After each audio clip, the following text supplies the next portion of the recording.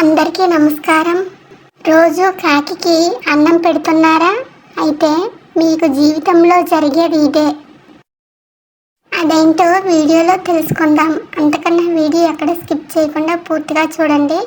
వీడియోకైతే ఒక లైక్ చేయండి. రోజు కాకికి అన్నం పెడితే మీకు జరిగేది ఇదే. సాధారణంగా పెద్దవారు కాకులకు ఆహారం పెడుతూ ఉంటారు.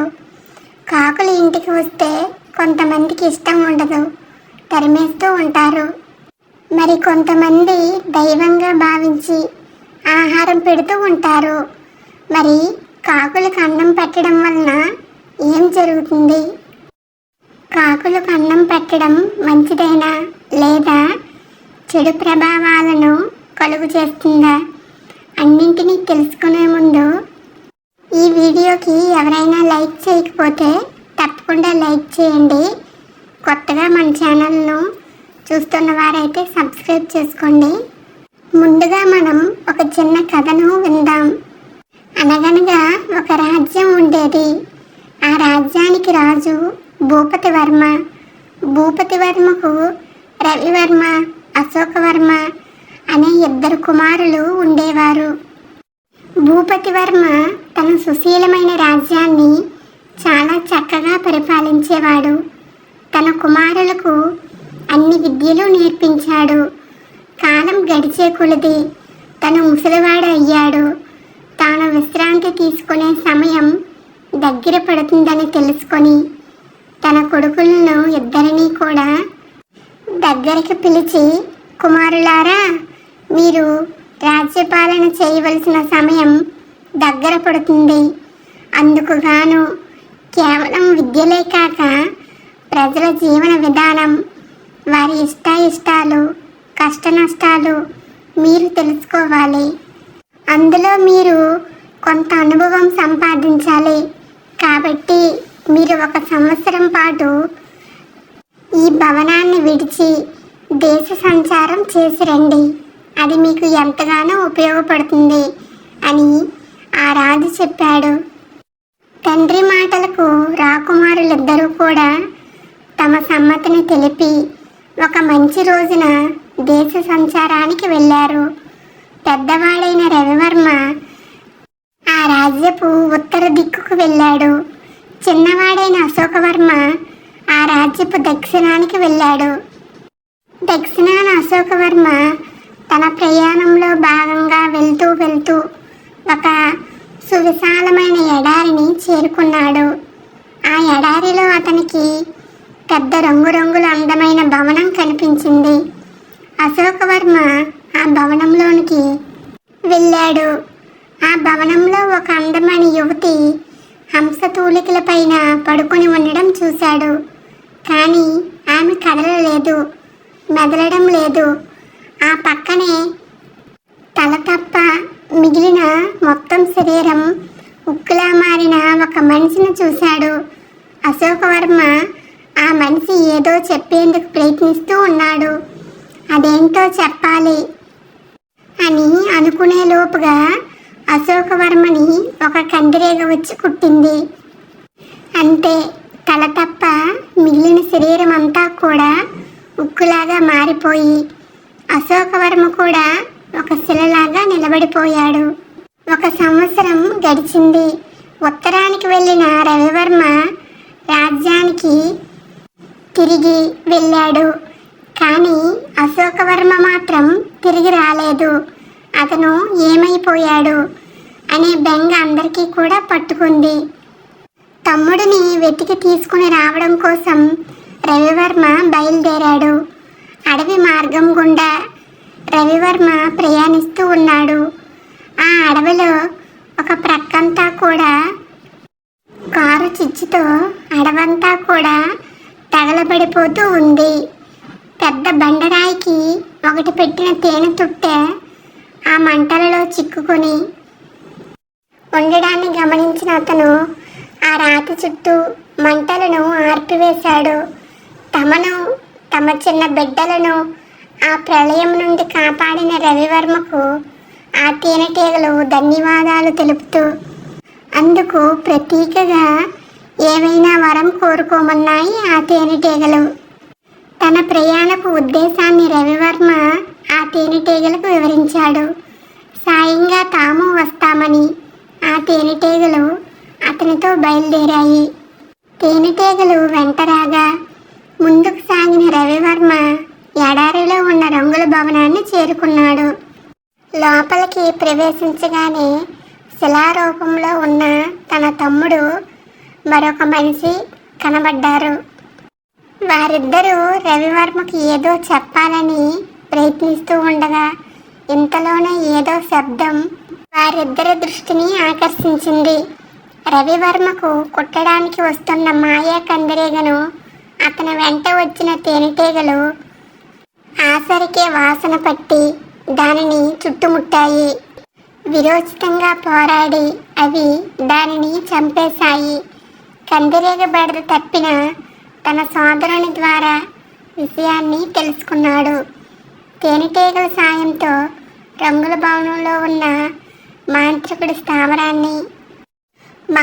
స్థావరాన్ని కూడా రవివర్మ చేరుకున్నాడు. మాంత్రికుడు ఆసరిక పూజలో ఉన్నాడు. రవివర్మను చూడగానే ఆ మాంత్రికుడు మాయా యుద్ధం మొదలుపెట్టాడు. అయితే వీరుడైన రవివర్మ ముందు అతని ఆటలు సాగలేదు. చివరికి మాంత్రికుడు రవివర్మ కత్తికి బలవ్వక తప్పలేదు. మాంత్రికుడు చచ్చిపోగానే వారున్న రంగుల భవనం మాయమైపోయింది.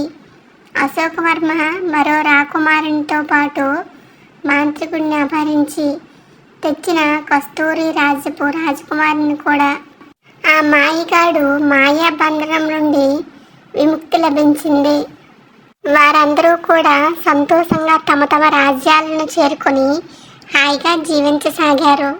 ఇక వీడియోలోకి వస్తే, మన హిందూ ధర్మంలో ఆచరించి ఉన్నటువంటి ఆచారం వెనుక ఉన్న సైన్స్తో పాటు మనుషుల జీవనానికి ఉపయోగపడే ప్రయోజనాలు కూడా ఉన్నాయి. మన సాంప్రదాయం ప్రకారం ఎవరైనా చనిపోతే 3వ రోజు నుండి 10వ రోజు వరకు కాకులకు పిండం పెట్టడం చూస్తూ ఉంటాం. మరణించిన వారు కుటుంబ సభ్యులు పెట్టిన ఆహారాన్ని తినడానికి వస్తారు అనే నమ్మకం మన ముత్తాతల కాలం నాటి నుండే ఉంది. ఈ కారణంగానే ఎవరైనా పెద్దలు లేదా కుటుంబ సభ్యులు కాలం చేసినప్పుడు పిండం పెట్టడం ఆచారంగా వచ్చింది. కర్మకాండలలో భాగంగా కాకులకు అన్నం పెడుతూ ఉంటారు. ఆ ఆహారాన్ని కాకి తింటే తమ పెద్దలు సంతృప్తి చెందారని, ఒకవేళ కాకి ముట్టనట్టయితే వారికి ఇష్టమైన కోరిక ఏదో తాము తీర్చినందువలన అసంతృప్తికి గురయ్యారని అనుకుంటూ ఉంటారు. ఆ కోరిక ఏదో తెలుసుకొని తీర్చడానికి ప్రయత్నాలు చేస్తూ ఉంటారు. దీని వెనుక కొన్ని పురాణ కథనాలు కూడా ఉన్నాయి. పూర్వం రావణుడికి భయపడి కాకి రూపాన్ని ధరించిన యముడు కాకులకు గొప్ప వరాలు ఇచ్చాడు.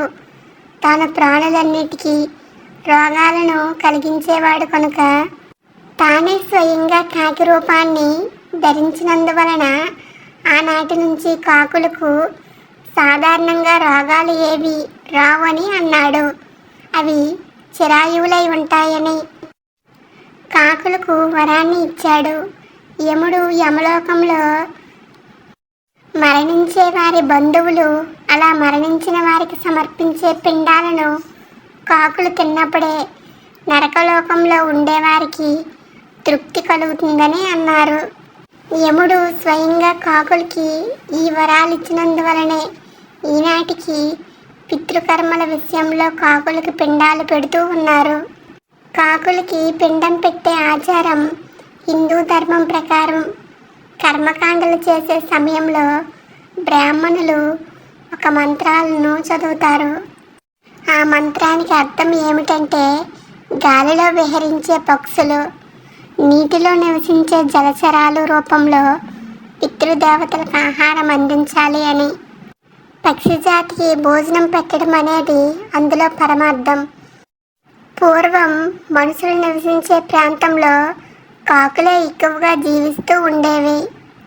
అందుకే మన పూర్వీకులు పిండ ప్రదానం చేసిన తర్వాత కాకులకు ఆహారాన్ని పెట్టేవారు.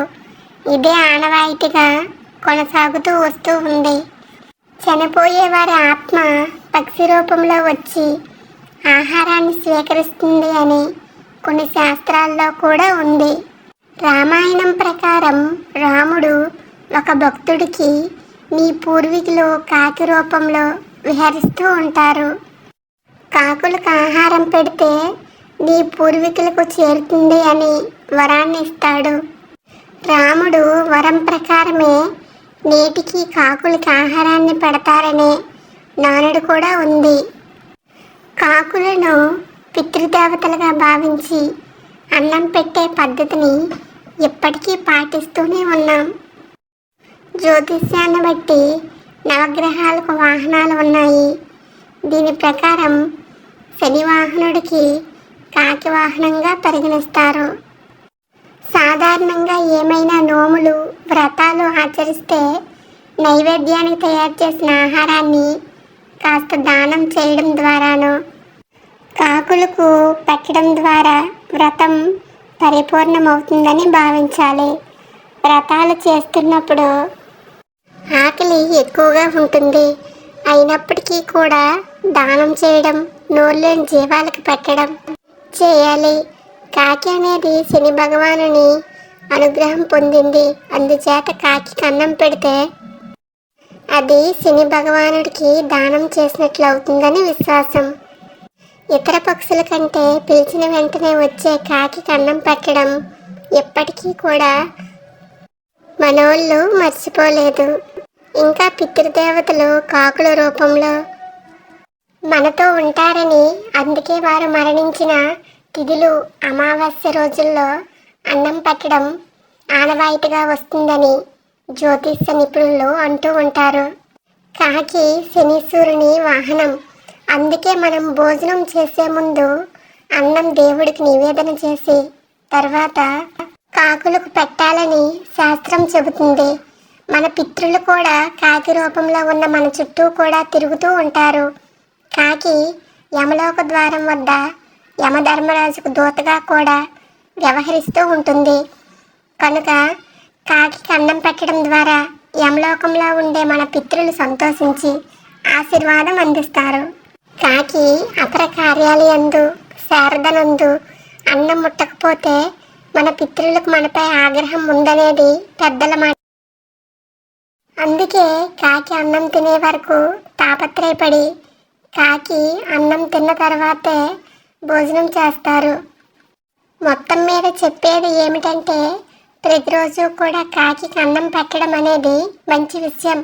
దీనివలన ఆ పితృల అనుగ్రహం లభిస్తుంది. శనిదేవుడు సంతోషిస్తాడు, పుణ్యం వస్తుంది. ఆ పుణ్యమే మనల్ని జీవితంలో కాపాడుతూ ఉంటుంది.